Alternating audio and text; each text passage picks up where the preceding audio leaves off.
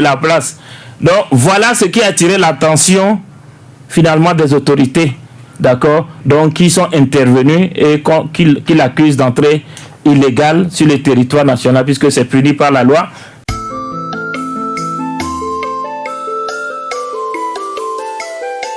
Salut à tous, j'espère que vous allez super bien. C'est David de Keflas, you already know. Dietrich, oui, le nom là, un peu difficile, mais j'ai quand même prononcé. Bon, vous êtes sans savoir qu'il a été banni du territoire togolais. Il a fait quoi? Tous les détails bientôt dans l'émission Club de Presse. C'est une émission très intéressante, des débats cohérents. Alors, sans plus tarder, prenez votre café tranquillement et détendez-vous. Suivons tous ensemble. Je reviens juste après pour quelques commentaires. Merci de vous abonner si vous êtes nouveau ou nouvelle sur la chaîne. À partir du Bénin, c'est-à-dire que la frontière Togo-Bénin, et donc certainement qu'à la frontière, il n'a pas mentionné qu'il était un journaliste. Donc il est rentré au pays, je crois qu'il est allé normalement au niveau de la... Puisqu'il semble qu'il est venu avec un visa touristique. Donc il est allé normalement à la haute autorité de l'audiovisuel et de la communication où il a obtenu une accréditation. Sauf que peut-être que les gens ne connaissaient pas le monsieur, qu'il est un journaliste qui fracasse. Et donc certainement, après quelques productions, on s'est rendu compte que celui qui est rentré n'était pas chose, donc il fallait le faire rebourser chemin. Donc c'est ça qui aurait mis tout cet armada à disposition. Bon, ça a été fait, donc il est reparti. Et donc, rentrer par un visa touristique. Le visa touristique, c'est quoi? C'est un visa pour quelqu'un qui est en court séjour, pratiquement, dans un pays. Et donc, touristique, il a son passeport. Je crois que les moyens aujourd'hui permettent, quand la personne veut traverser les frontières, de savoir de quel métier, puisque le métier n'est pas inscrit visuellement sur le passeport. Mais lorsqu'on passe le passeport au scanner, on sait déjà quel emploi, quelle fonction cette personne exerce. Donc pour le reste, bon, voilà. Mais au-delà, on a vu qu'il y a d'autres mesures qui sont sorties. Par exemple, la suspension de l'accréditation pour des journalistes étrangers. Oui, étrangers. Et aussi carrément, on a changé radicalement les conditions, n'est-ce pas, d'octroi de visa au Togo. Parce que dans le temps, qu'est-ce qui se passe quand vous voyagez? Vous pouvez arriver à l'aéroport de Lomé, vous prenez votre visa touristique. Surtout si vous allez faire moins d'un mois dans le pays, c'est quand vous voulez accéder qu'il faut aller, ou bien arriver à un mois, qu'il faut aller au service immigration, service passeport, pour aller faire d'autres formalités. Mais si c'est chose, mais c'est des avantages pour notre pays, parce que je me rappelle, moi, j'ai beaucoup travaillé sur les navires, sur les bateaux. Et cette facilité que le Togo a offert, c'est-à-dire à ce que les gens viennent prendre le visa sur notre sol à l'entrée, est un avantage pour les sociétés, que ce soit aéroportuaires, tout, de pouvoir facilement avoir le visa.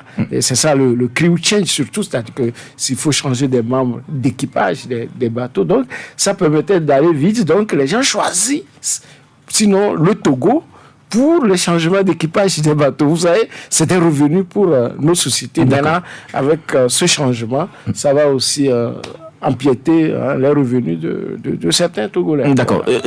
Fubin, c'est vrai que Reporters sans frontières a condamné les conditions dans lesquelles le confrère a été arrêté et aussi jugé. Finalement, ça ne fait pas quand même une bonne image du pays à l'extérieur. Oui, deux petites choses à faire observer. La première chose, deux petites choses à faire observer. La première chose, c'est par rapport à l'État. Parce que quand on dit que l'intéressé a été reconnu coupable du délit d'entrée illégale au Togo, ça veut dire que les autorités togolaises ont des éléments qui puissent ou qui leur permettent de juger de cette affaire comme cela avec cet élément. Sur ce point, je ne voudrais pas trop me prononcer parce que vous savez que le Togo est dans une situation un peu bizarre ou un peu compliquée, surtout quand on parle de la situation sécuritaire et tout ça. Donc, toutes les mesures se prennent pour que tout se passe dans une très bonne ambiance, pour que personne ne profite de quoi que ce soit, peut-être pour créer une situation un peu bizarre au Togo. Sur ce point, je ne voudrais pas trop me prononcer. La deuxième chose, la personne est condamnée, mais on ne va pas... on me dit qu'il y a des gens ont du mal à m'écouter. Oui, justement, il faut justement parler dans le micro. Mais je parle dans le micro. La deuxième chose, c'est que, peut-être, c'est ce que je dis souvent, les gens ne vont pas comprendre réellement, ou surtout quand il s'agit d'hommes de médias, de journalistes, on ne cherche pas profondément à comprendre ce qui est dans le fond du sujet. Du moins, c'est un journaliste à l'extérieur, on dit oui, le Togo fait ci, on condamne tel journaliste et tout ça. Bon, ça me fait... Moi, c'est ça, du moins, ça écorche un peu... notre image, moi, ça me fait un peu mal parce que nous défendons beaucoup le patriotisme et nous voudrions que notre pays rayonne de par le monde.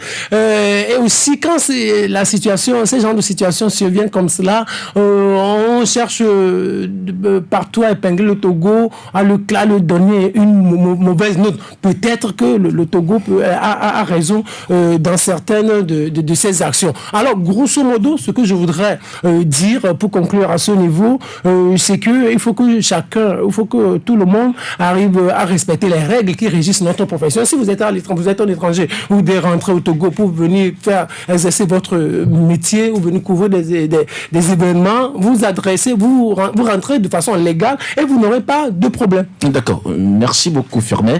Nous sommes rejoints par Olivier Adja. Olivier, bonjour. Bonjour Pascal Lessou, bonjour aux auditeurs, auditrices, bonjour confrères en studio.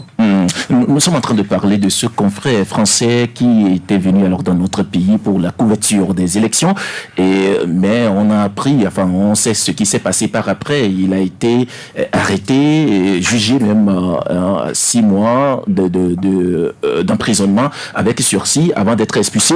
Alors finalement, quelle appréciation vous faites alors de cet événement? J'ai 2 observations. Le premier, c'est le principe. Le principe en matière de journalisme, c'est que les journalistes sont libres de couvrir ou bien d'assurer la couverture des événements auxquels qui les intéressent, d'accord? Donc, dans tout le monde entier, le Togo accueille des journalistes. Je ne crois pas que Thomas Djeti soit le premier journaliste qui arrive au Togo en tant que correspondant étranger. Et ni pour ces élections-ci, ni pour les élections passées. D'accord, donc, et aussi d'autres pays accueillent des journalistes togolais pour des événements de n'importe quelle nature. D'accord, donc, le principe, c'est que le journaliste est sans frontières. D'accord, dans son métier, dans sa pratique du journalisme, il est sans frontières. Il doit être accepté partout où besoin sera, sauf exception. D'accord, donc maintenant, mais ce principe fonctionne avec des critères et des conditions.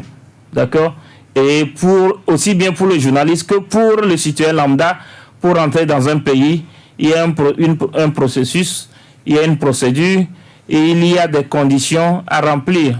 D'accord, donc l'une des conditions, c'est d'avoir un visa, etc., etc. Et ajouter au statut du journaliste, c'est d'avoir l'accréditation. D'accord? Et c'est partout comme ça. Donc, voilà le principe. Et en même temps, l'exception qui suit ce principe, c'est qu'il s'est coordonné ou bien il y a des conditions qui sont imposées. Donc, ce que nous savons de ce dossier et qui a été communiqué officiellement par le procureur de la République, nous avons aussi suivi la position de Reporters sans frontières. C'est que notre confrère, puisque c'est un confrère, est rentré au Togo sans avoir l'accréditation. D'abord, puisqu'il a fait la demande. Mais lorsque vous faites la demande, vous attendez qu'on vous octroie ou on vous réponde. Il semble qu'il devait compléter même aussi le dossier par d'autres documents. Donc voilà les éléments factuels. D'accord? Donc, il n'a pas eu l'accréditation. Bon, supposons maintenant qu'il ait eu le visa. D'accord? Parfois, on peut d'abord reprouver ce visa, c'est-à-dire retirer le visa, mais je ne suis pas sûr que c'est ce qui s'est passé. Seulement, il se fait qu'il y a eu un problème au niveau de la frontière de Elakondi, où il est passé, ou de la frontière Togo-Bénin. D'accord? Donc, on nous dit qu'il y a eu des soucis là-bas et qu'il a été refoulé officiellement. Le communiqué officiel dit qu'il a été refoulé. Mais il se fait qu'il s'est retrouvé à Lomé. Mais comment ça? Bon, vous savez, nos frontières, quand même, c'est l'une des plus poreuses au monde, d'accord? Et donc, il s'est retrouvé à Lomé. Et ça aussi, si... Bon, c'est officiel, donc je ne veux pas dire si c'est avéré, parce qu'on peut toujours chercher la vérité, où est la vérité, où est le mensonge. Mais ce qu'on nous a confié comme information, c'est qu'il est rentré à Lomé. Et à Lomé, il a fait une vidéo.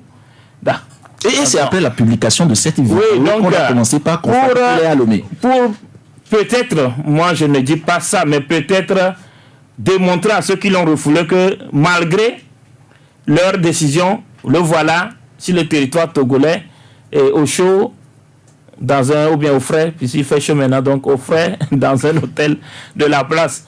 Donc voilà ce qui a attiré l'attention finalement des autorités, d'accord, donc qui sont intervenus et qui l'accusent d'entrée illégale sur le territoire national, puisque c'est puni par la loi, et aussi d'autres faits. Maintenant, l'analyse que je fais, c'est d'abord, si j'étais à la place de Thomas Dietrich, je me réserverais de venir au Togo. Pourquoi? Parce que c'est quelqu'un qui est engagé et qui s'intéresse à l'actualité togolaise. Mais au même moment, la posture par rapport au Togo ou aux autorités togolaises ne me donnait pas le courage à moi personnellement de venir. Puisqu'il y a quand même des diatribes, des attaques, si bien que c'est comme si j'accepte de venir me jeter dans la gueule du loup. Ça, c'est un élément, parce que vous savez, lorsque vous attaquez de façon personnelle et sous la ceinture contre quelqu'un, attendez-vous qu'il réagisse quand vous le rencontrez. Ça, c'est humain. D'accord? Donc, ça, je vais terminer sur ça. Mais Thomas Dietrich lui-même, en France, c'est quelqu'un qui est fiché S.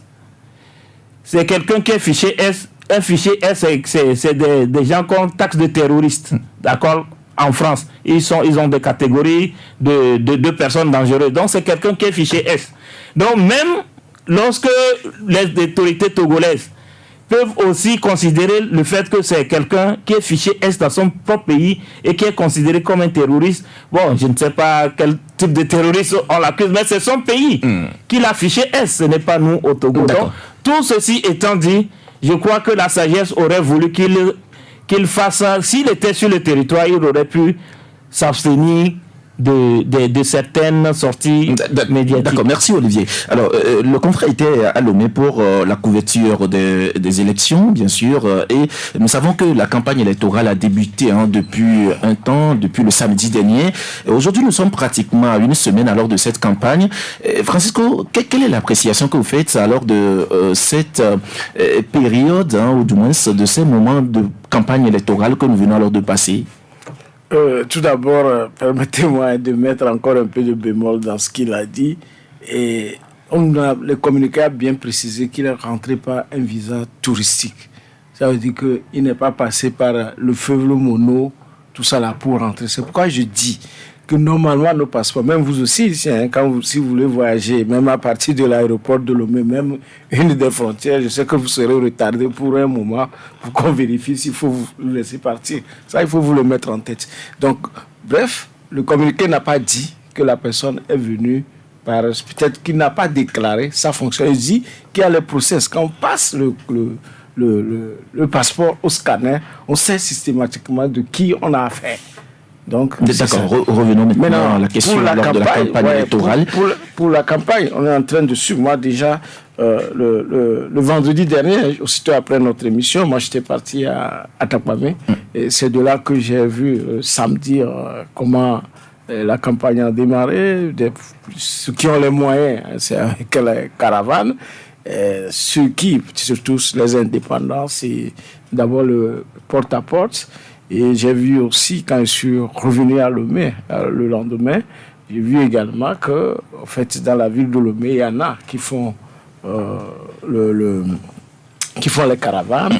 Il y a des émissions qui se déroulent bien. Et puis le porte-à-porte, les feux tricolores. La dernière fois, j'ai vu le FDR au niveau des baies avec leurs responsables. Bon, en fait, je peux dire que tout se passe bien. On a les échos du pays. On a au niveau de Kwalimé avec la ferveur de Trump, le Trump de Kwalimé. Et bon, également, c'est qui le Trump de Kwalimé? Il se connaît jusqu'à choses d'apparent et autres. Donc, bon, vous savez, que ce soit à l'UNIR, indépendant ou dans l'opposition, nous avons pratiquement beaucoup d'amis qui sont sur le terrain. Mais je peux dire que les choses se déroulent pas mal. On n'a pas en tant que tel des incidences. Hier seulement, on nous rappelait qu'au niveau de Bassa, que le parti UNIR voulait usurper l'identité de la DMP. Donc ils se sont même retrouvés à la justice avec Naboudia. Ils ont convoqué chose parce que les gens disent que nous sommes du même parti. C'est-à-dire que voilà. Donc il y a eu ça que j'ai eu comme incident et puis mais comme incident aussi, là, il y a la force sécurité élections législatives et régionales 2024 qui a fait un bilan mi-parcours. Et dans ce bilan mi-parcours, elle a signifié, cette force bien sûr, que déjà pour les incidents, on a 2 morts déjà pour cette campagne et il y a des blessés. Oui, ils ont parlé de 2 convois ou bien de 2 caravanes qui ont failli se croiser, ça a failli dégénérer. C'est des choses que nous déplorons. Comme je l'ai dit, moi personnellement, j'ai des amis, j'ai des parents, que ce soit à l'UNIR, que ce soit dans l'opposition ou des indépendants. Donc j'essaie de faire le milieu. Ce n'est pas parce qu'il y a campagne que je ne peux plus échanger avec qui que ce soit. Donc souvent, quand ces choses de caravanes veulent se croiser, ça peut se faire. Et on a vu même par le passé où il y a des caravanes, je crois en 2010, qui passaient, qui s'applaudissaient, arrivaient, ils dansent. Et des gens qui s'embrassaient. Donc il faudrait que le Togo, les partis politiques sensibilisent davantage les militants. Maintenant, ce qu'on appelle les accidents, accidents de la circulation, et aussi, il faut exhorter les partis politiques qui mettent les motos dans les rues et des voitures. Il faut aller doucement. Ce qui a aussi à préciser que la mesure IARC tient. C'est-à-dire que le casque, les gens sont respectueux vis-à-vis du casque. Maintenant, au niveau de la conduite et surtout les voitures, il faut que les gens évitent les vitesses. Et ils évitent également l'alcool. C'est ça aussi qui amène à la vitesse excessive qui, malheureusement, amène à la mort. Paix à l'âme des disparus. D'accord. Et que les promptes guérisons aux blessés. Les moments de campagne doivent être alors des moments de fête, comme on a l'habitude de le dire. Mais allez, quand on voit qu'il y a déjà 2 morts et des blessés, allez, ça inquiète. Oui, ça s'inquiète, mais on ne s'attendait pas à ça. On ne devrait même pas arriver à ce niveau. Et parce que le Togo a fait assez d'efforts ces dernières années, surtout sur le plan électoral et pendant ces campagnes-là. Donc, on ne dénombre plus de morts. On peut peut-être parler de blessés, mais aller jusqu'aux morts, je pense qu'on a déjà dépassé ça. Donc, je pense que la démocratie, la démocratie, ça a un prix, ça a un coût. La démocratie, c'est laisser l'autre s'exprimer librement. La démocratie, c'est la diversité d'opinions. Donc, celui-là qui a d'autres idées que moi, ce n'est pas mon ennemi. C'est sa manière de voir les choses. Mais nous avons un dénominateur commun, c'est le Togo. Nous voudrions bien que le Togo se porte bien à l'avenir. Nous voudrions avoir un Togo bien développé.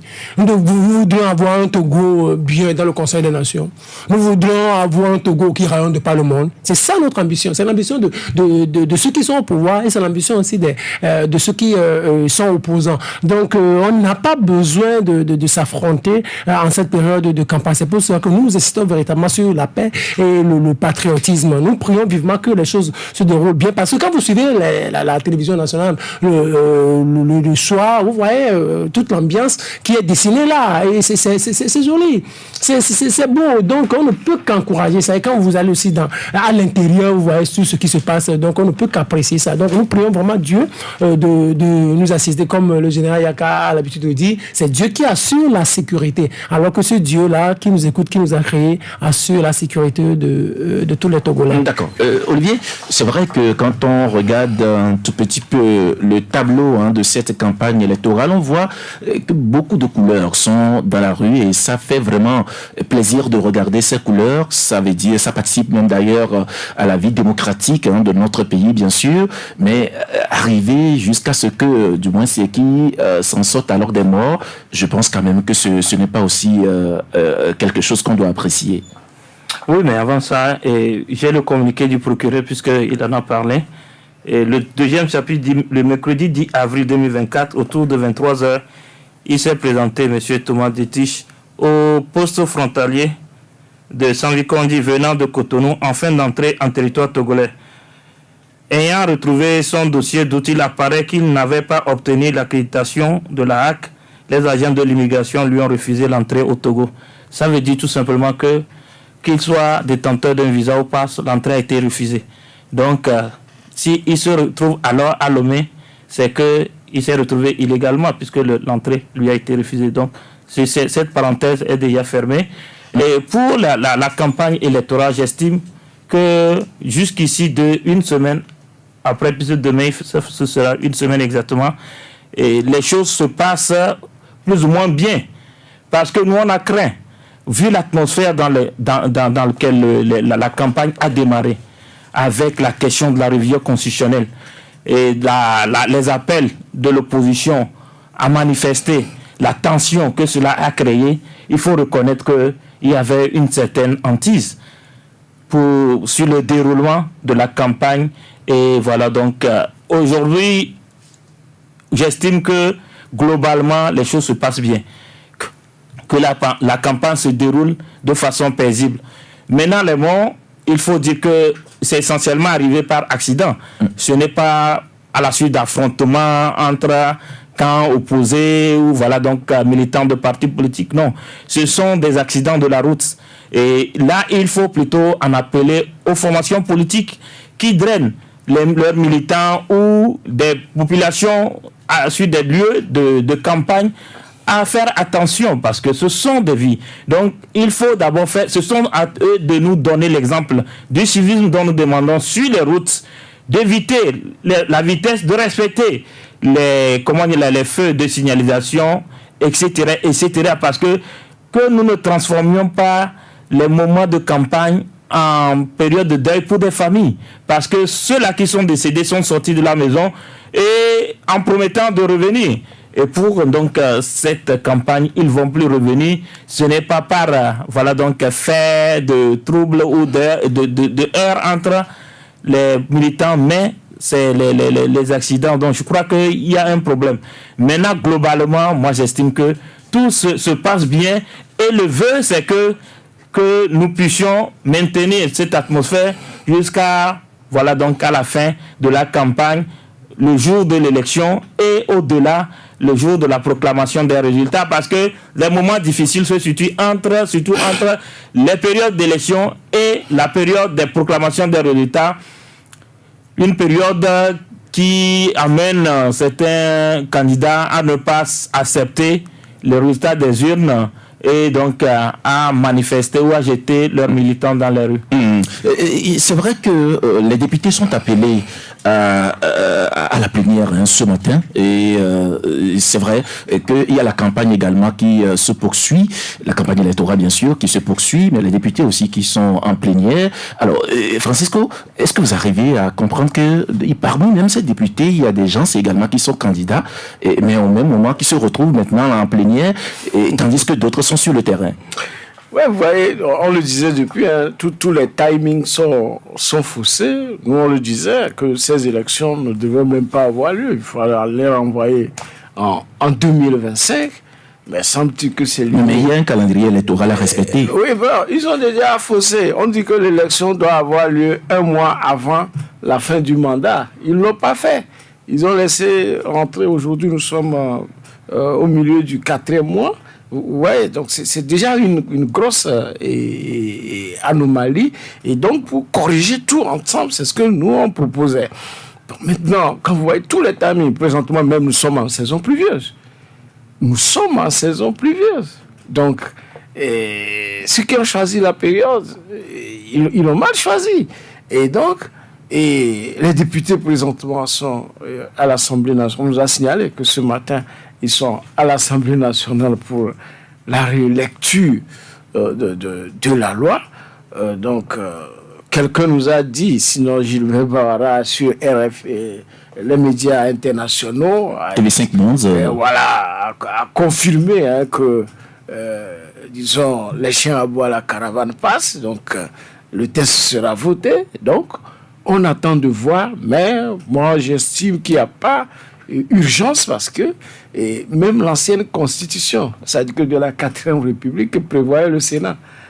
Je ne sais pas si vous voyez, mais c'est que ce Sénat n'avait pas été mis en place. Donc, ce qui veut dire que les 2 chambres aujourd'hui qu'on est en train de vouloir élire, ces 2 chambres ne sont pas fortement liées à cette nouvelle constitution de la 5e République.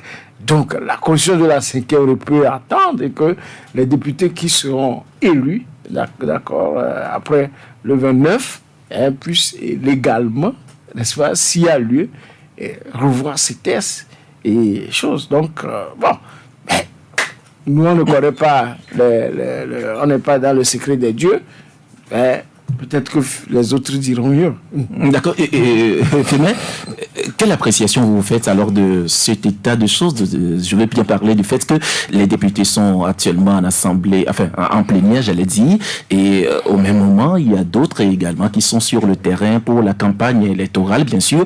Et je disais même d'ailleurs que parmi ces députés, il y a des gens quand même qui sont aussi candidats pour les prochaines élections. Mais bien évidemment, est-ce que tous les 91 députés, on a 91, ce sont tous les 91 députés qui sont candidats? Et donc, même si c'était tous les 91 députés, ce n'est pas à cause de ces 91 députés qu'on va arrêter la continuité de l'État. L'État doit continuer d'exister. L'État, le fonctionnement ou l'existence de l'État doit se poursuivre.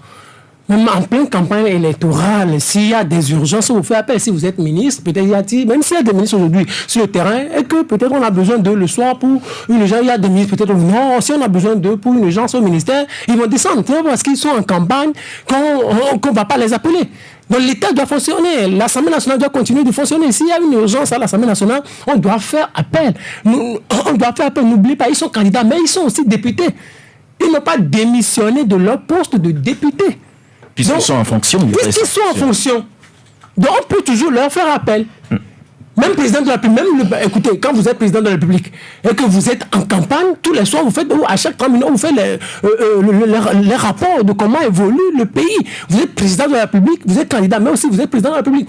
Ça ne veut pas dire que parce que vous êtes président de la République, que s'il y a quelque chose, s'il y a une urgence, on ne veut pas vous faire appel. Vous devez chaque fois demander des rapports, comment ça se passe, qu'est-ce qui se passe au niveau des frontières, qu'est-ce qui se passe au niveau des quartiers, qu'est-ce qui se passe sur le plan économique et sur le plan financier. Vous devez réglementer les rapports. Donc les députés, ils ont double, en tout cas, ceux qui sont candidats, ils ont double casquette. ils sont députés, donc ils continuent d'être députés et ils sont aussi candidats. Si au niveau de leur candidature, si au niveau de la campagne on a besoin d'eux, et que l'État aussi a besoin de, c'est-à-dire l'Assemblée a besoin d'eux, donc ils vont descendre et faire ce que l'Assemblée leur demande et retourner sur le terrain. Donc il n'y a rien d'illégal, donc il n'y a rien d'anormal.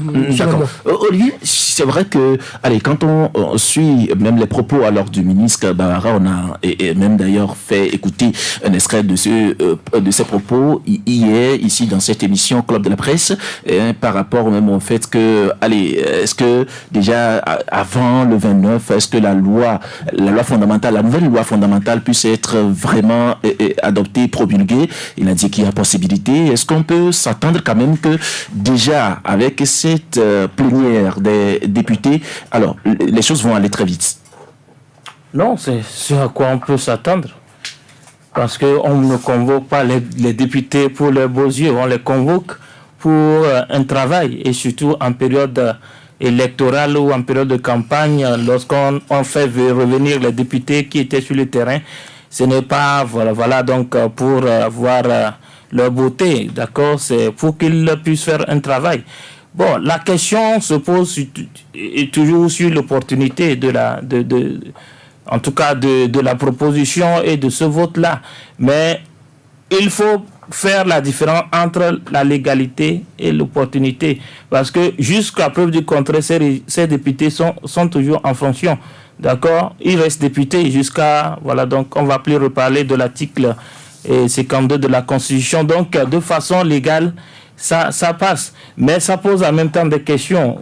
Et les gens l'ont dit, qu'est-ce qui urge pour que, voilà, donc, on veut coûte que coûte que c'est ce Parlement qui puisse faire cette réforme-là. Parce qu'on sait qu'il y a un nouveau Parlement qui arrive et les 7 députés-là pourront donc continuer l'œuvre, commencer par ceux qui sont sortants.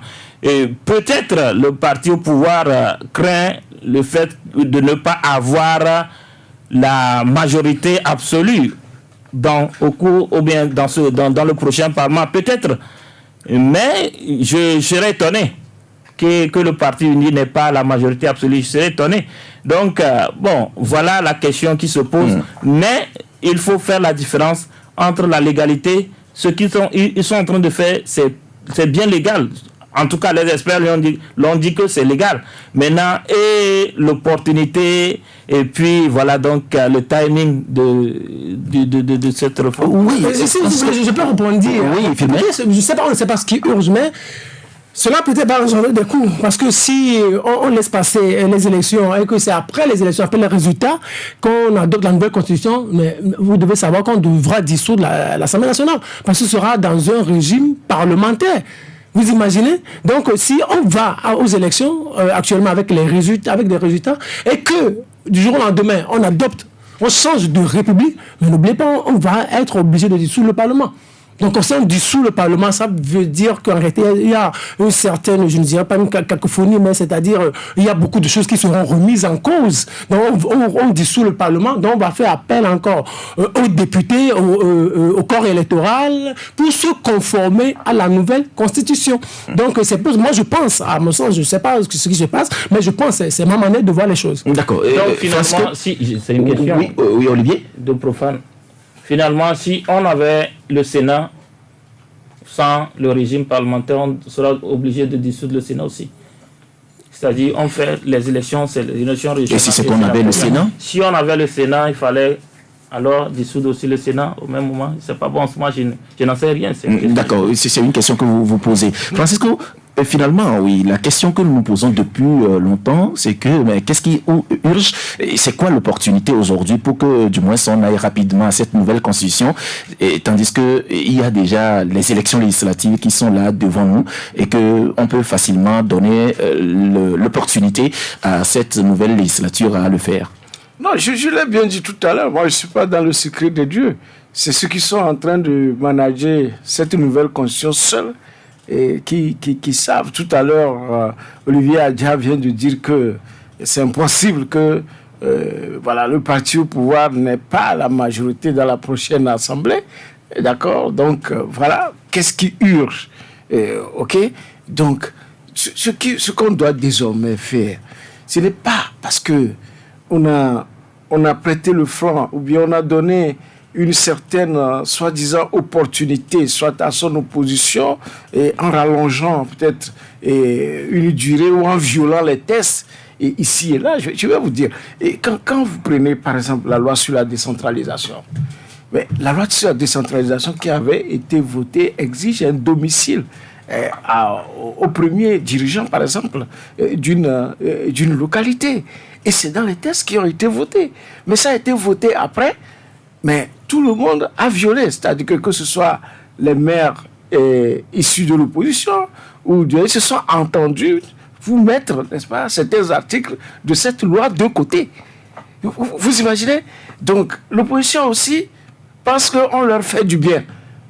Par exemple, pour justifier cette prolongation, c'est-à-dire le non-respect des délais constitutionnels, et par exemple, la prolongation qui a été donnée à l'Assemblée, les gens disent oui, il y a telle année, et voilà, le mandat était fini, et avec l'opposition, et la dernière fois, on a lancé un os en disant qu'on porte, par exemple, le nombre de députés de 91 et à 113, et bon, au lieu que l'opposition se lève, et la société civile dit que ce n'est pas normal, il ne faut pas le faire.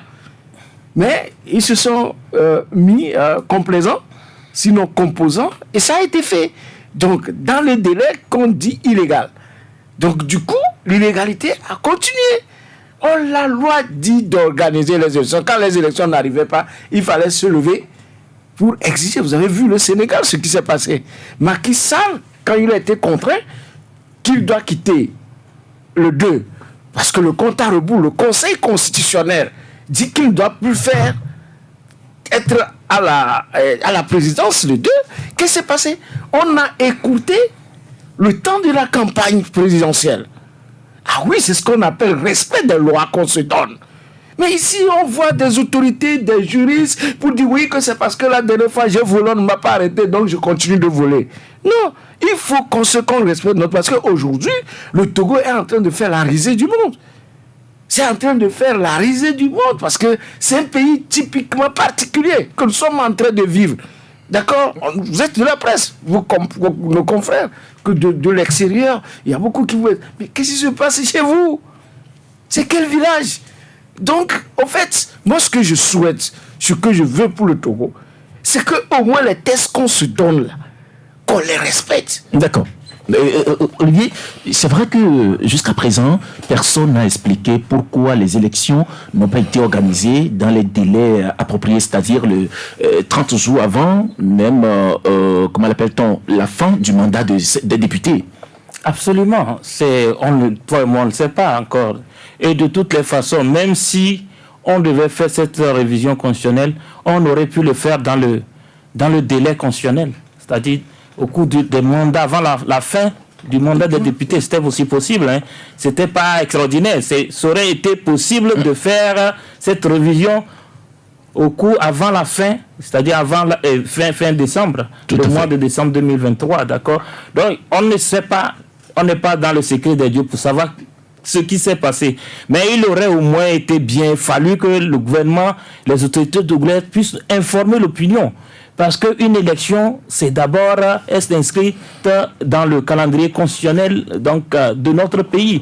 Et s'il y a un problème, il doit y en avoir, ou un décalage, il doit y en avoir, il aurait été normal qu'on puisse informer l'opinion de ce problème et de la nécessité de recaler ou de décaler plutôt la date des élections. C'est vrai, on peut s'appuyer sur l'article 52, c'est un article vraiment qui est bizarre, mais qui en sauve toujours. D'accord? On peut s'appuyer sur cet article, dire bon, même si on n'a pas organisé des élections, ce n'est pas grave parce que les institutions sont en place. Oui, mais quand même, il aurait fallu, on peut faire les choses dans le temps et dans les normes. Moi, j'estime cela. Mais je vais ouvrir mon développement sur un point de logique que moi je ne trouve pas au niveau de l'opposition, et qu'il m'excuse, mais ce même Parlement, c'est-à-dire ces mêmes députés, hors délai, ont pris des actes qui ne sont pas forcément, qui ne concernent pas forcément la Constitution. Ils ont fait des lois. Ils ont, voilà, donc, élu des membres des institutions. Ils ont posé beaucoup d'actes. Mais il semblerait que l'opposition ne s'intéresse que à l'acte constitutionnel, en oubliant que ces actes aussi vont rentrer dans notre arsenal juridique du pays, je veux dire. C'est-à-dire que ça fait confusion. Ce n'est pas ni logique et ce n'est pas, c'est-à-dire ça ne suit pas une certaine façon de faire. Oui, Olivier, là, c'est que l'opposition dit que mais, quand on parle alors de la loi fondamentale, c'est-à-dire la Constitution, que mais, il faut plutôt alors des procédures pour toucher cette Constitution. Pas que. Puisqu'on dénie, ou du moins on remet en question la légitimité de ces députés parce qu'ils sont hors délai. D'accord? Donc, ces députés qui sont hors délai vont réviser ou vont voter la révision de la Constitution. C'est les mêmes qui ont élu les membres de la HAC, c'est les mêmes qui ont élu les membres de la CNDH, c'est les mêmes qui ont pris d'autres lois il y a quelques mois de cela, quelques semaines. Donc, moi, je serai à leur place et je vais dénoncer tout ça en bloc. Je ne vais pas faire de choix parce que c'est comme en élisant les membres de l'institution qui est la HAC, ils étaient légitimes et en s'attaquant à la révision constitutionnelle, ils ne sont pas légitimes, alors c'est les mêmes personnes et qui sont toujours hors délai. Et aussi, l'élection qu'on organise actuellement, les élections législatives qui vont nous conduire, peut-être, et mon confrère Firmel a dit, peut-être dans une nouvelle république ou prochainement, la 5e, c'est ces députés-là qui sont en train de faire ce travail. Donc, normalement, s'ils refusent de ne pas accepter la révision, ils auraient aussi refusé de ne pas même participer à ces élections qui vont nous mener à la 5e République de toutes les façons. D'accord. Firmin, est-ce que vous trouvez aussi d'incohérence par rapport à ce que Olivier dit, c'est-à-dire incohérence au niveau alors de l'opposition? Est-ce que c'est une question d'incohérence ou je ne sais pas, ou c'est une question d'opportunisme politique? C'est la question que je me pose. Parce que moi, je me demandais si on n'était pas fatigué de ce débat-là. Être en fonction, ainsi de suite. Et moi, je me dis que les gens juste surfent sur cet article de la Constitution pour se tailler une place sous le soleil. Parce que c'est même personne qui crie. Ils en ont profité allègrement pendant un an, de 2012 à 2013. Et le Parlement fonctionnait normalement. On n'a jamais dit qu'ils étaient des députés illégaux. On n'a jamais dit que les actes qu'ils avaient posés à l'époque étaient des actes illégaux. Ils ont fonctionné, ils ont géré leur plan de pouvoir pendant un an. Mais ils n'ont pas changé de constitution. Non, la constitution, c'est quoi? La constitution, c'est un acte législatif. Mais fondamental, la loi. Mais fondamental. Donc, on va dire que bon, les actes, donc, on va mettre dans la Constitution que bon, pour des actes qui ne sont pas fondamentaux, les députés qui sont en place, hors délai, peuvent légiférer par rapport à ces actes pour des actes non fondamentaux. Donc, on va attendre une nouvelle législature. En fait, c'est une interprétation. Chacun essaie de faire l'interprétation qui lui convient le mieux. C'est aussi, nous, en réalité, il ne devrait pas y avoir de problème. Moi, en mon sens, je pense qu'on devrait être fatigué de ce débat-là. La République doit avancer. Vous savez, le droit, quelque chose de bizarre. Le droit, si la manière ou les interprétations, ça peut vous arranger aujourd'hui et demain, ça peut ne pas vous arranger. Ça dépend de l'interprétation. Ça dépend de l'interprétation. En 2012-2013, ils ont interprété comme la Constitution l'a dit et ça les a arrangés aujourd'hui. Comme ce sont plus eux qui sont à la même place, ils disent que non, qu'en réalité, l'interprétation là, ça c'est pas bien. Donc, je pense que c'est de l'opportunisme politique que nous sommes en train de faire. Il faut que la République avance. Il faut que la République avance. On dit ces députés restent en fonction jusqu'à la nouvelle législature. On dit reste en fonction, il n'y a pas d'affaires courantes ou pas. On dit reste en fonction et puis c'est fini. Donc par rapport à la Constitution, je pense aussi que c'est un autre débat. Donc, je pense qu'il faut y sortir. On a reproché la démarche à ceux qui ont émis l'initiative. Ouais, mais ils ont essayé de corriger. Ils ont essayé de corriger. Ils ont essayé de consulter. Les gens appellent au référendum. Bon, on n'est pas allé au référendum, mais toujours est-il que peut-être... On n'est pas encore allé, puisque c'est pas encore tard. Oui, on n'est pas encore allé, bien sûr. On n'est pas encore allé. Chacun essaie d'interpréter à sa manière. Okay. Sinon, en réalité, la République doit avancer. D'accord, oui, Francisco? Oui, la République doit avancer, mais il faut que la République avance bien. Qu'on ne prenne pas des erreurs pour corriger des erreurs. Et ce n'est pas normal. C'est-à-dire qu'on n'est pas en train d'apprendre à cette génération et à la génération future l'éthique politique. C'est un minimum. D'accord? Maintenant, quand nous prenons ce qui a été fait la dernière fois pour dire qu'on est en train de corriger, on est allé vers les gens, on a dit on veut un régime parlementaire à la place d'un régime semi-présidentiel. Qu'est-ce que les gens connaissent sur la forme de ce régime parlementaire? Même les chefs avec qui les gens sont et les groupes organisés, ils ne savent même pas le contenu du texte. Nous-mêmes, nous sommes ici, nous en parlons. Bien sûr que les gens disent qu'il y a des formules ou bien des papiers qui défilent sur les réseaux sociaux. Mais écoutez bien, la dernière fois, un de nos confrères a eu un problème pour avoir utilisé un document qui est tombé dans le domaine public pendant des mois. Et quand on l'a pris, on l'a demandé, je parle de la dépêche, d'apporter le papier. Il a trouvé sur les réseaux sociaux comme la constitution que les gens sont en train de défendre.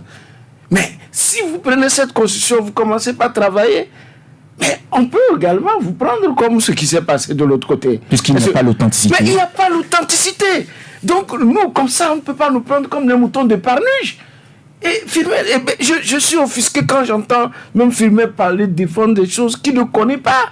Aujourd'hui, je me pose une question. Je ne comprends rien, j'analyse. Francisco Napokora. Prenons cette nouvelle constitution qu'on nous dit que, par exemple, le chef de l'État doit désigner un certain nombre de sénateurs. Et ces sénateurs vont composer les gens qui vont les lire. Je ne sais pas si qui vont lire le chef de l'État, qui vont lire le chef du Conseil. Le chef du Conseil. Le président du Conseil. Le président du Conseil. Je pose une question. On dit que le président du Conseil, par exemple, c'est le président du Conseil. C'est plutôt le président de la République qui élit le président du Conseil. Du Conseil. Qui est élu, le président de la République qui nomme qui nomme le président du Conseil. Ce qui est chef mais du parti majoritaire de la République est élu par les deux chambres réunies. Et maintenant, après le cadeau au président de la République, il nomme le président du Conseil, puisque c'est le président du Conseil qui, n'est-ce pas, qui forme. C'est-à-dire qu'on est en train de voir des choses. Le truc était simple. Constitution de la 4e République, qui a été même améliorée, c'est un document simple. Même qu'on n'arrivait même pas à respecter. Okay. Je ne sais pas si vous voyez. Maintenant, on va dans la complexité où on ne sait pas si, attendez, quand ils vont voter cette loi, peut-être, je ne sais quand, peut-être avant les prochaines les élections. Peut-être aujourd'hui, puisqu'ils sont à venir. Oui, quand ils vont le voter, ils vont se réunir, n'est-ce pas? Les députés, quand ils vont voter cette constitution, est-ce que ça veut dire qu'en même temps, ils vont élire le président du Conseil et le président de la République? Mais il faut la promulgation. Je ne sais pas, attendez. Oui, pour la promulgation. Maintenant, quand la promulgation va arriver, qui sera ce président du Conseil qui va nommer et qui sera ce président du Conseil qui va nommer les sénateurs? Je ne sais pas si vous me suivez. Parce que vous êtes en train de rentrer dans un piège. Les gens sont en train de se faire des coups. Je dis que si aujourd'hui, nous organisons ces élections, c'est-à-dire qu'on vote le président, on vote cette constitution de la 4e République. La 5e. De la 5e République. Voilà. D'accord, ça veut dire que le président peut-être a 9 jours ou 10 jours pour promulguer. Il promulgue avant, je crois, le 29. Le 29, oui. Ça veut dire que ça rentre en jeu.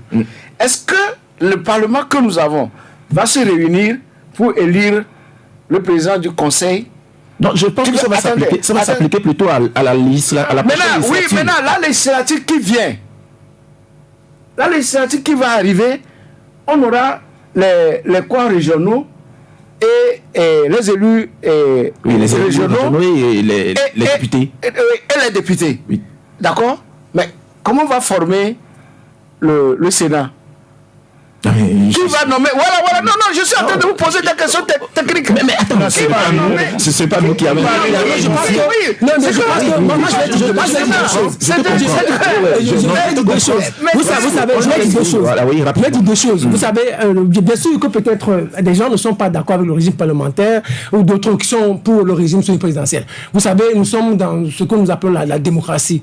Il y a, même si Francisco Napokora n'est pas pour le régime parlementaire, mais il y a des gens qui ont eu l'initiative de le mettre sur la place publique leur choix ou leur affection par rapport au régime parlementaire. Ça, c'est ça la démocratie. De plus, il y a des gens qui disent qu'aujourd'hui, il y a des gens qui disent... Non, on laisse filmer. Des gens disent que, vous savez, pour le régime parlementaire, on n'a pas encore tous les éléments, la population ne connaît rien par rapport au régime parlementaire. Vous allez me dire aujourd'hui, ça fait déjà plus de 30 ans que nous avons la constitution de la 4e République. Est-ce que tous les Togolais connaissent le contenu de la constitution de la 4e République? Je ne pense pas. Vous allez même aux États-Unis. Est-ce que tous les Américains aujourd'hui, plus de 300 millions d'habitants, vous disent exactement tous les articles que contient leur constitution? Je ne pense pas. Vous allez en France, 60 millions d'habitants. Est-ce que vous savez que 40 millions de Français savent qu'ils sont dans un régime parlementaire? Non, je dis qu'en réalité, vous savez, cette histoire de constitution, c'est une question d'élite. La plupart des millions de concitoyens ne peuvent ne pas maîtriser le contenu. La meilleure des choses, c'est on fait juste appel à la bonne foi, à la bonne gouvernance. Si un camp dit « nous voulons un régime semi-parlementaire », l'autre dit « nous voulons un régime semi-présidentiel », on va au Parlement et on passe au vote et puis c'est fini. Je pense que ce qui intéresse plus alors les citoyens, c'est la bonne gouvernance. Et donc, nous allons arrêter là par rapport à ce débat. Et maintenant, nous allons donner aussi la parole à nos auditeurs, puisqu'ils sont nombreux à l'écoute. Ils vont poser des questions ou bien ils vont avoir aussi leurs observations par rapport à tout ce que nous avons dit ici au Club de la Presse. Mais bien avant de le dire, c'est très important. Allô? Allô? Oui, bonjour. Bonjour. Votre nom c'est? Abdel. Abdel, vous nous appelez Dagoué? Bien sûr. Voilà, allez-y. Alors, entre-temps, j'exhortais l'opposition à saisir l'occasion que le président demandait à l'Assemblée de consulter la classe de l'opposition, a saisi cette occasion pour parfaire la proposition de loi. Pourquoi je le disais? Nous assistons toujours à quasi-répétition des crises d'une façon... Vous savez, quand on est sur le terrain politique, c'est différent d'être sur le terrain de relations humaines. Le terrain politique, c'est comme un terrain de football. Vous êtes, Pascal, vous êtes l'équipe A et vous êtes ami à l'équipe B que je suis. Ce n'est pas parce que je suis ami à vous que, au cours d'un affrontement de match, vous allez me laisser marquer des buts parce que je suis un bon ami à vous. Non. La politique, c'est les stratégies. Demain, l'opposition, la même opposition. Je disais que le débat sur la légitimité était un débat inutile. Parce qu'il faut connaître l'adversaire que vous avez en face de vous. Et ne pas tergiverser sur des trucs inutiles. L'opposition devait tout simplement saisir l'occasion, contribuer à parfaire la proposition pour que des articles qui semblent être mauvais pour elle puissent retrouver une certaine... je ne sais pas comment le dire, mais pour que ça soit parfait, tout simplement. Alors, demain, qu'est-ce qui va se passer?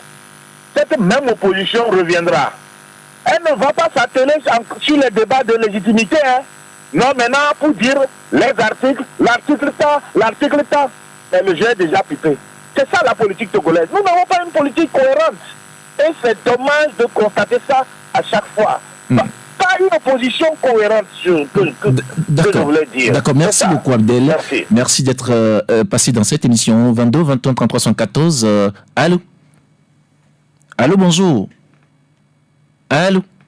Décidément, notre ami n'est pas en ligne avec nous. 22 21 33 114 91 36 63 75. Les deux numéros sur lesquels vous pouvez nous appeler et réagir au Club de la Presse. Allô? Allô? Oui, bonjour. Bonjour. Votre nom c'est? C'est M. Yao. Monsieur Yao, allez-y. S'il vous plaît, cette manière de procéder au changement de constitution, est-ce que ça ne va pas laisser un précédent? À supposer que à la prochaine législature, l'opposition prenait la majorité. Donc ça veut dire que l'opposition a aussi peut changer la constitution. Si on ne suit pas le processus, pour changer une constitution, il faut mettre en place une constituante. C'est la constituante qui doit faire une mouture qu'elle soumet la chose à l'Assemblée. Et ça suit un processus. Mais dire que l'Assemblée va changer une constitution, ça veut dire qu'à chaque fois qu'il y aura une majorité, la majorité va à chaque fois changer de constitution. Est-ce que c'est une bonne chose? D'accord. Merci beaucoup, Yao. 22 21 33 114 91 36 63 75. C'est sur ces deux numéros que vous pouvez réagir au Club de la Presse. Allô? Allô. Oui, bonjour. Bonjour. Votre nom, c'est Alain de Kodomé. Alain de Kodomé. Allez-y. J'aimerais demander à vos acteurs journalistes qui sont au plateau. Nous sommes dans un Togo qui va mal depuis 67 ans. Et subitement, le 25 mars, l'Assemblée sortant, après 3 mois, nous sort une nouvelle constitution. J'aimerais leur demander s'ils ont des enfants qui vont à l'école et s'ils pensent que, c'est-à-dire, leurs enfants peuvent gouverner ce pays. S'ils veulent que les enfants de Fort Gnassingbé gouvernent leurs enfants, ils n'ont qu'à, c'est-à-dire, sur le chemin là. Non, Alain. C'est pas normal. Alain, oui, tu m'écoutes? Oui, je t'écoute. Oui, mais j'aimerais plutôt que vous fassiez alors des observations, pas des questions tendancieuses. Non, c'est-à-dire... Non, mais justement, par rapport à la question que vous venez alors de poser. Alors, Alain, merci beaucoup. Merci. 22 21 33 114 91 36 63 75. Chacun a sa manière d'analyser l'actualité. 22 21 33 114. Allô? Allô, bonjour. Bonjour. Oui, votre nom c'est... Pardon? Oui, votre nom? Oui, salut. Votre nom? Claude. Claude, vous nous appelez de quel quartier? À Gouezongo. Claude, allez-y. Juste pour dire à M. Francisco Napokwa, il est très intelligent. Que Dieu le bénisse. C'est un journaliste dynamique. D'accord, merci. Merci beaucoup. Oui, merci Claude. 22 21 33 114 91 36 63 75. Les deux numéros sur lesquels vous pouvez réagir au Club de la Presse. 22 21 33 114 91 36 63 75. 91 36 63 75. C'est sur ces deux numéros que vous pouvez réagir au Club de la Presse d'aujourd'hui. Allez. Allô? Oui, bonjour. Bonjour. Votre nom c'est? C'est Fomé de Sagbado. Fomé, allez-y. Une question pour Firmin. Je voudrais juste lui demander s'il connaît Dimas Dikodo. Dimas Dikodo a fait pire, mais la suite, on la connaît. Fomé. 22 21 33 114 91 36 63 75. Il est très important quand même que nous soyons courtois et que déjà nous avons discuté de beaucoup de choses tout au long alors de notre débat ici. L'essentiel c'est de faire des observations ou de poser des questions quand même si vous voulez vraiment poser des questions de compréhension. Allô? Oui, bonjour. Bonjour, comment vous allez? C'est Emmanuel. Emmanuel, vous nous appelez de quel quartier? J'appelle de Belge, je salue le plateau. D'accord, salut. Bien, quand on voit la manière dont l'Assemblée nationale fonctionne pour le changement de la Constitution, n'est-ce pas dire nous sommes en train de construire une nation démocratique et que le même article qu'on évoque pour dire que les députés sortants restent en fonction jusqu'à leur remplacement de nouveaux députés. L'article là stipule également que, ou soit c'est par une nouvelle élection ou par dissolution de l'Assemblée, ils restent en fonction. Dans ce cas-là, n'est-ce pas que le législateur met les deux, c'est-à-dire les deux catégories de députés, dissous ou qui seront remplacés par d'autres députés après une élection, c'est-à-dire que le législateur ne met pas les deux catégories de députés là au même niveau. D'accord. C'est parce que, et puis leur démarche là, revenons maintenant à notre coutume africaine. On ne fait pas on ne désire pas avoir de rapport avec une femme qu'on désire avant de revenir lui faire la cour. Est-ce qu'à dire que on ne peut pas consulter le peuple par référendum, d'abord par le peuple, et que le peuple par référendum dit oui au test avant qu'on ne procède à un changement de constitution? Si tel n'est pas le cas, donc on peut dire qu'on peut s'habiller avant d'aller se doucher, moi, ça me fait, suivant le développement, c'est comme si on me dit aujourd'hui, et c'est ce que j'ai enseigné à mes enfants, que désormais, quand tu veux aller à la messe dimanche, habille-toi d'abord avant d'aller te doucher. D'accord. Je voudrais que les confrères qui sont sur le plateau me situent un petit peu. Emmanuel, merci beaucoup. Merci et bonne journée. 22 21 33 114 91 36 63 75. Nous allons recevoir notre dernier auditeur. Allô? Oui, bonjour. Oui, bonjour. Comment vous allez? Oui, je vais bien, et vous? Oui, c'est Basile. Oui, c'est Basile, oui. Voilà, Basile, ça va. Et chez toi? Togolaisement, hein. D'accord, vas-y. Oui, bon, c'est pour dire aux deux petits frères Olivier Firmin que, bon, quand ils vont à la maison le soir, ils disent à leurs enfants qu'ils sont partis travailler bien. Basile. Oui. Nous avons toujours fait ce débat. Je te l'ai toujours dit. Il est très important. D'accord. Oui. On laisse. Donc, voilà. quand Firmin affirme toujours qu'en 2012, le Parlement est resté, c'est à cause de ça que ce Parlement doit rester. Est-ce que ceux-là ont changé une constitution? Même mieux, ce truc de 113 députés, c'est le FPP Uni qui a rapporté ça. Même on peut même imputer à celui du cas qui a fait cette proposition qu'il a apporté de l'eau au moulin du FPP Uni. Mais qui a accepté ça? Moi, je dis on a besoin de 51 députés au Togo. Mais il ne faut pas qu'ils viennent chaque fois, le ministre Sylvain Boara dit ça, quand ils viennent là, à Méjobé, quand on l'appelle là, quand ils viennent là, c'est de ça, ils parlent.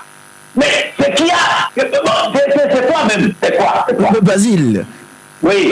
Mais ne vous fâchez pas. L'essentiel, c'est que prenez tout avec apaisement et dites-nous ce que vous pensez. Mais pourquoi j'ai toujours dit que c'est parce qu'en 2012-2013, les gens ont fait un an de plus. Donc c'est là que vous payez ce qu'il... Quelqu'un a volé, nous aussi on doit voler. Mais moi je ne les comprends pas. Décidément, Basile, vous êtes en colère de telle enseigne que nous ne comprenons même pas ce que vous dites. Mais j'ai dit, pourquoi il faut l'analogie avec 2012-2013 que les députés qui étaient là ont fait un surplus? Et que, à ce titre, ceux qui sont là aujourd'hui doivent le faire comme ça et changer même notre constitution. Basile, c'est leur manière d'analyser l'actualité. Merci beaucoup, Basile. Alors, bonne journée à toi. Merci beaucoup, puisque chacun a sa manière d'analyser l'actualité. Nous revenons en plateau, chers confrères, pour faire un tour de table et clôturer cette émission. Francisco, vous avez écouté les uns et les autres se prononcer. C'est vrai que beaucoup sont revenus alors sur cette question de révision constitutionnelle. Et finalement, qu'est-ce que vous allez dire pour conclure cette émission? Non, vous savez, depuis que ce débat a commencé, quand on suit les Togolais à travers les ondes, partout, les Togolais sont unanimes que ce n'est pas le moment, c'est inopportun ce changement de constitution. Il y a beaucoup de zones d'ombre qui risquent de rattraper ceux qui sont en train d'initier ce projet. Je l'ai dit depuis le début, j'ai dit, et le chef de l'État, Faure Gnassingbé, apparemment ne sait pas encore tout ce qui lui entoure, tout ce qui entoure la personnalité. Et c'est ça que nous sommes en train de voir. Qu'est-ce qui va se passer lorsqu'il va promulguer cette constitution de la 5e République? Il devient quoi? Il est présentement chef de l'État. Est-ce qu'il devient Premier ministre ou le chef de l'État? Parce que la nouvelle Assemblée doit se réunir. Et cette nouvelle Assemblée, dans cette nouvelle Assemblée, avec le Conseil, il doit nommer certains pour être, comment vous l'appelez, sénateurs. Et ces sénateurs et Assemblée qui vont élire qui? Le président du Conseil des ministres. Voilà. Donc, qui sera le premier, le président du Conseil qui va nommer les sénateurs? Parce qu'il ne sera pas qualifié. Je ne sais pas si vous voyez. Il y a des zones d'ombre dont la mise en œuvre va être compliquée. Il vaut mieux maintenir notre ancienne constitution, d'accord, que nous n'arrivons même pas à respecter. D'accord. Et Firmin? Je suis très heureux. Ça, c'est ça. Merci à tous ceux-là qui sont intervenus. Oui, c'est la démocratie. C'est ce que moi je souhaite pour notre pays. Mais ce que je voudrais demander à ceux-là qui nous critiquent, de faire des critiques sans émotion. Cela va de l'intérêt de tout le monde. Il est très important de dépassionner le débat. Il est très important de dépassionner le débat. Ne vous attendez pas à ce que je dise que ce que vous voudrez que je dise. Ce n'est pas possible. Moi, c'est ma manière de voir les choses. Et c'est ce que je le dis en toute tranquillité, en toute responsabilité. Vous savez ce que UNIRA est en train de faire, ou ceux qui sont au pouvoir sont en train de faire, ils sont en train de faire de la politique. Allez lire les grands livres de sciences politiques. Allez lire Machiavel. La politique, c'est comme cela. Ils n'inventent rien. C'est comme ça la politique se fait. Donc, des fois, on peut voir peut-être une certaine exagération. Et c'est ce que nous, quelquefois, journalistes, société civile, on dénonce. Sinon, il ne faut rien que la politique. La politique, quand vous venez, vous êtes là, vous occupez tout l'espace. Si quelqu'un dit non, il ne peut pas l'espace, il occupe. Ceux qui sont là occupent l'espace. D'aucuns disent que c'est un rapport de force. C'est un rapport de force, ce n'est pas un jeu d'enfant. La politique, c'est le sang, la politique, c'est l'argent, la politique, c'est le lit. Partout, c'est comme ça. Ce qui se passe à Gaza, ce qui se passe en Iran, c'est la politique, ce n'est pas un jeu d'enfant. Donc ici, on fait comme on se comprend quelquefois comme si on était des enfants. Mais là, la deuxième chose que je voudrais faire observer, des fois quand j'entends les gens critiquent, et que souvent, au soir des élections, si vous sillonnez un peu, moi je parle du Sud tout d'abord, vous sillonnez un peu quelques quartiers, des bureaux de vote, vous allez vous demander qui sont ceux-là qui critiquent le régime en place. Parce que quand vous voyez le score de ceux qui sont au pouvoir ces dernières années, mais ce score va en crescendo. Vous vous demandez qui sont ceux-là qui critiquent. Moi, je pense quelquefois que nous sommes dans un jeu de duplicité. Il y a des gens qui vous disent ils ne veulent pas du régime, ils ne veulent pas du régime. Même le soir ou le jour du vote, ils votent unis. Les Togolais, il y a beaucoup aujourd'hui de milliers de Togolais qui migrent vers unis. Ceux qui nous appellent quelquefois sont dans un jeu quelquefois de duplicité. Les gens adorent ce régime. Ok. Olivier? Non, je crois que la démocratie, la société démocratique que nous voulons construire et pour laquelle les gens se battent, c'est aussi de laisser les gens exprimer leur opinion et de les contredire dans le respect, je ne sais pas, de la civilité, si vous me permettez le mot. Donc, je crois que c'est vrai que le débat est passionné, mais la passion ne résout rien. D'accord? Pour vraiment attaquer au problème et avoir des stratégies, des idées, il faut avoir du recul. Sinon, je crois que ceux qui se laissent aller, ils ne peuvent rien construire avec cette attitude, ni aux yeux du monde qui nous écoute, parce que ça montre un certain niveau de maîtrise de soi qui n'existe pas, et aussi un certain niveau de refus d'abord du débat et aussi des principes qu'eux-mêmes ils veulent en tout cas imposer à la société. D'accord. Olivier, je reste avec vous pour le carton de fin d'émission, puisque nous sommes... un carton vert, pourquoi pas, à tous ceux qui sont... Ce n'est plus le carton, c'est plutôt la note. Ah, ok, une note, mais si c'est en termes de note, bon, ça serait en tout cas divergent ou bien divers, c'est-à-dire certains auront 3 sur 10, ceux qui sont intervenus, certains auront 9 sur 10, mais chacun se reconnaîtra dans sa note. D'accord, ok.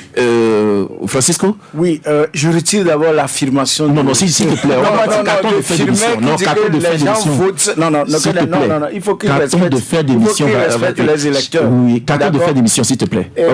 Note de fin d'émission, je donne 1 sur 10 à ceux qui ont choisi cette période-là pour faire des élections. Nous sommes en période pluvieuse, début de saison pluvieuse. On a tous les problèmes possibles d'inondation.